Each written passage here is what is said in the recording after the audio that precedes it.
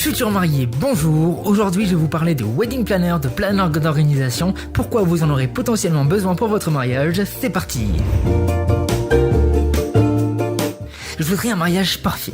C'est une phrase qu'on entend plus d'une fois dans la bouche de nos futurs mariés. Qui dit mariage parfait dit bonne organisation. Qui dit bonne organisation dit se créer un planner spécial mariage si c'est pas déjà fait. Qu'est-ce que j'entends par planner ?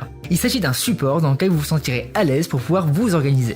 Il peut s'agir d'un classeur ou d'un bullet journal si vous avez l'habitude d'en utiliser. Il existe également des planners spécialement créés pour l'organisation de votre mariage. Après le choix primordial de votre support, car oui, si vous n'êtes pas à l'aise avec le bullet journal, vous n'arriverez pas à vous organiser correctement, et donc vous allez avoir une organisation bâclée, ce qui est vraiment pas ce que vous voulez pour votre mariage.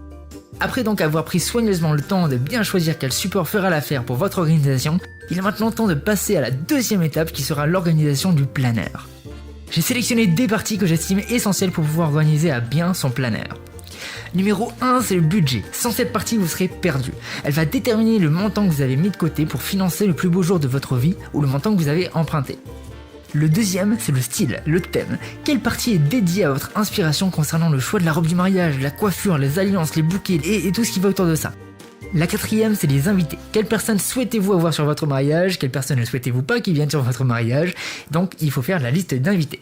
Le cinquième, c'est les cortèges. Qui voulez-vous en tant que demoiselle d'honneur ? Qui voulez-vous au mariage religieux, à la mairie ? Numéro 6, c'est l'animation, le candy bar, le photobooth, les jeux, les chansons d'ouverture de bal, etc. Vous en avez besoin et il faut que vous choisissiez vos prestataires attentivement. Le septième, et c'est là que ça devient génial, c'est les voyages de noces. La destination, l'hôtel, les pays de rêve, on va aux Maldives avec les dauphins et tout ça, c'est ça qu'il faut choisir dans le numéro 7. Le numéro 8, la prestation.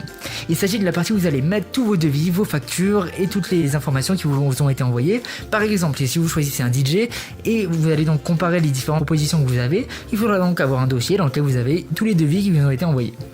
9. Le jour J, l'organisation du planning du jour de votre mariage. Je récapitule, le numéro 1 c'est le budget, 2 c'est le style, 3 décoration, 4 invités, 5 cortège, 6 animation, 7 voyage de noces, 8 préparation et 9 le jour J. J'ai privilégié une organisation plus simple, mais vous pouvez bien entendu créer plus de parties ou bien même détailler une partie, comme par exemple la 2.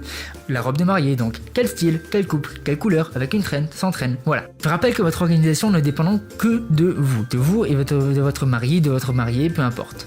Vous n'êtes pas obligé de suivre cette organisation spécifique vu que c'est à vous. Ceci est un exemple d'organisation qui, j'espère, vous inspirera et vous aidera à trouver votre organisation. À vous de jouer. Merci d'avoir écouté ce podcast, on se retrouve bientôt pour les nouveaux épisodes. Vous pouvez aller sur notre chaîne YouTube, sur notre blog, sur notre page Facebook, sur nos groupes Facebook, où il y a une communauté prête à vous aider qui est là pour répondre à vos questions. On est là aussi. Merci beaucoup et à bientôt.